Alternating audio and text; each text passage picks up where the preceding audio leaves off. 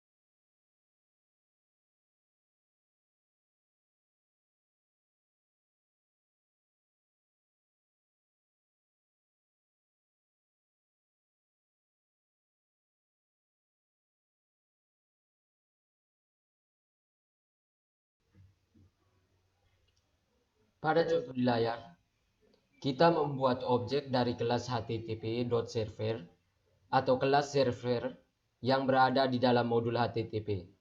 Dengan cara memanggil fungsi http://getServer, objek tersebut selanjutnya digunakan untuk mendengarkan permintaan yang dikirim melalui port 3000.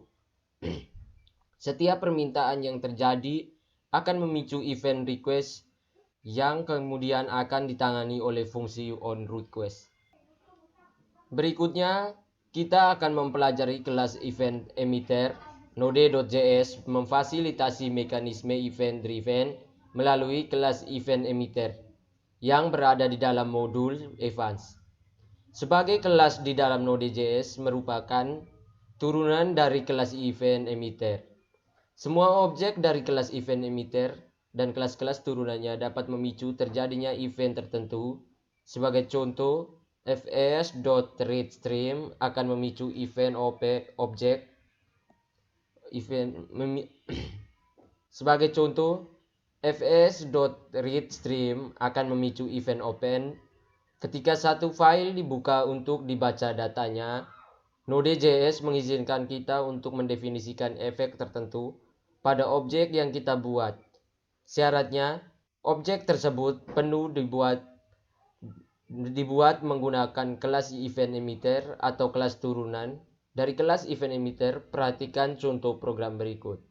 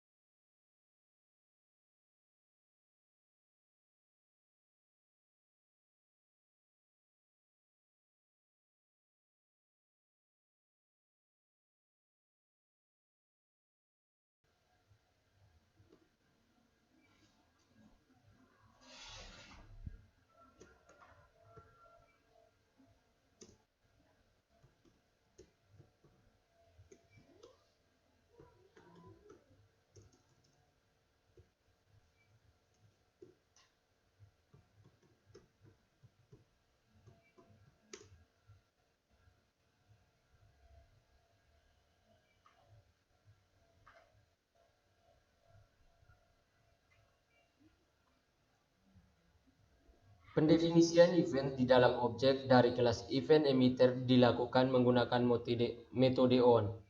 Metode on adalah metode yang diwariskan dari kelas event emitter yang merupakan alias dari fungsi headListener. Dengan demikian, penggunaan .n di atas dapat diganti menggunakan kode berikut.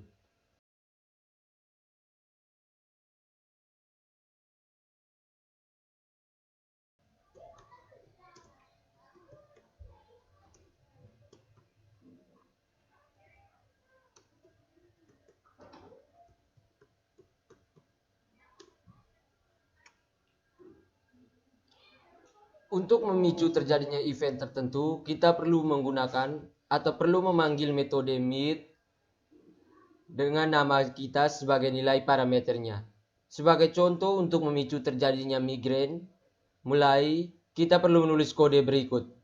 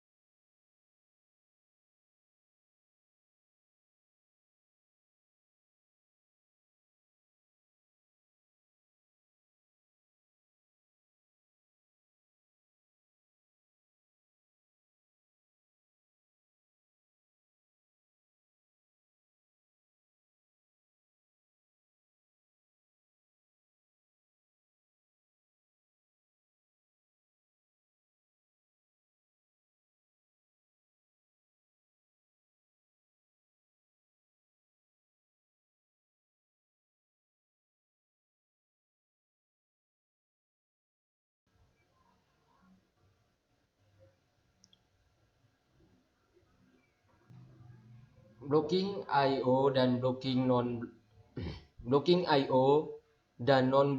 I/O.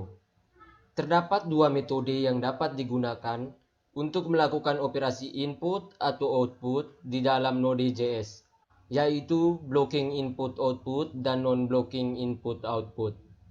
Dalam metode blocking input-output, proses eksekusi kode akan dilakukan sesuai urutan atau sinkronus. Sedangkan dalam metode non-blocking input-output, eksekusi yang dilakukan tidak sesuai urutan atau asinkronus. Untuk mengetahui perbedaan antara kedua metode tersebut, perhatikan terlebih dahulu kode yang ditulis menggunakan metode blocking input-output berikut ini.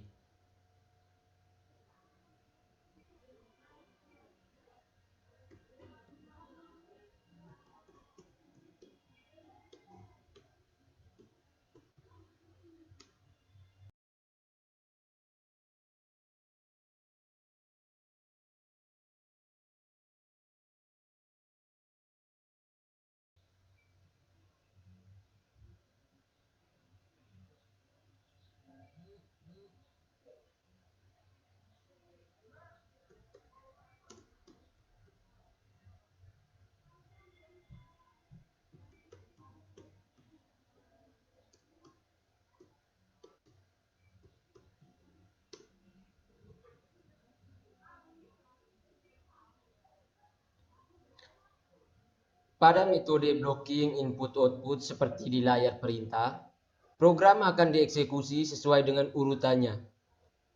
Artinya, perintah kedua akan dieksekusi setelah selesai dikerjakan. Demikian juga dengan perintah ketiga yang akan dikerjakan setelah perintah kedua selesai. Selanjutnya, perhatikan kode berikut ini yang menggunakan metode non-blocking input-output.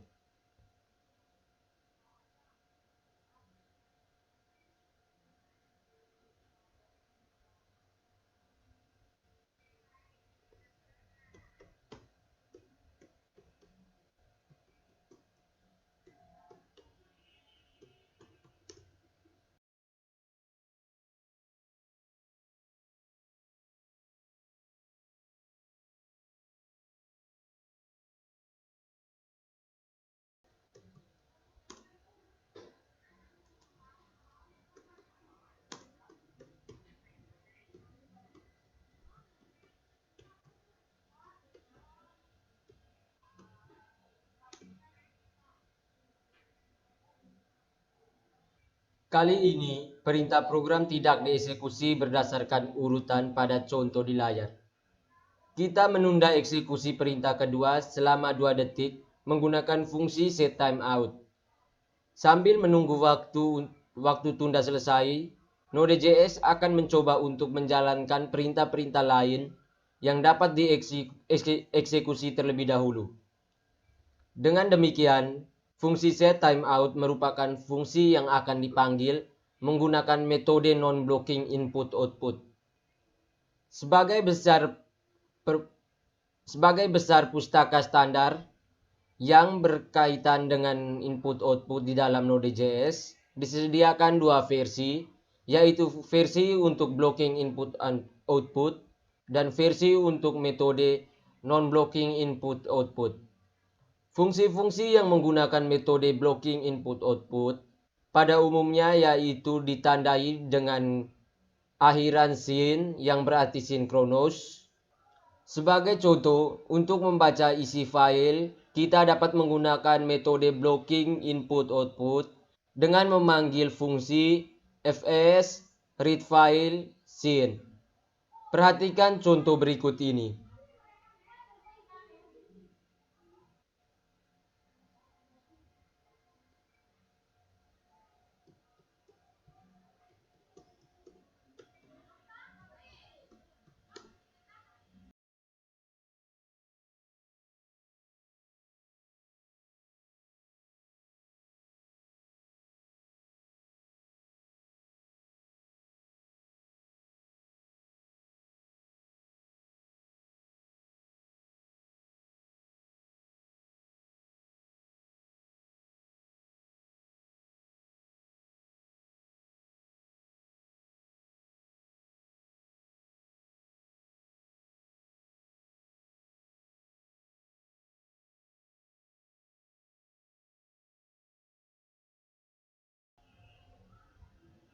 Jika ingin menggunakan metode non-blocking, Ayo, maka kita dapat memanggil metode fsReadFile.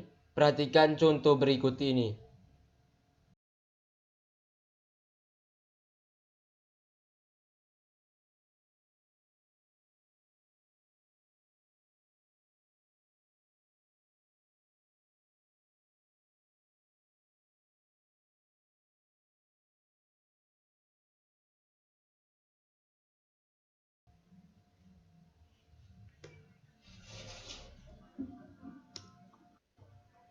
Berikutnya, kita akan mempelajari tentang fungsi callback dalam Node.js.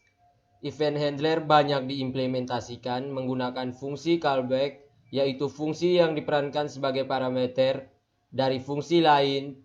Perhatikan kembali potongan kode berikut ini.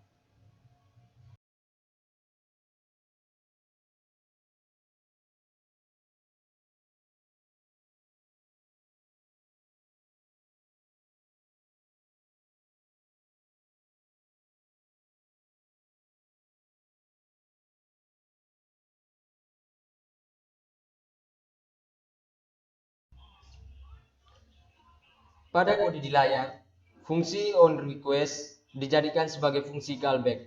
Pada saat memanggil metode on dari objek server, sebagian besar fungsi callback yang digunakan di dalam Node.js adalah fungsi tanpa atau anonymous function. Dengan demikian, kode di layar dapat dituliskan sebagai berikut.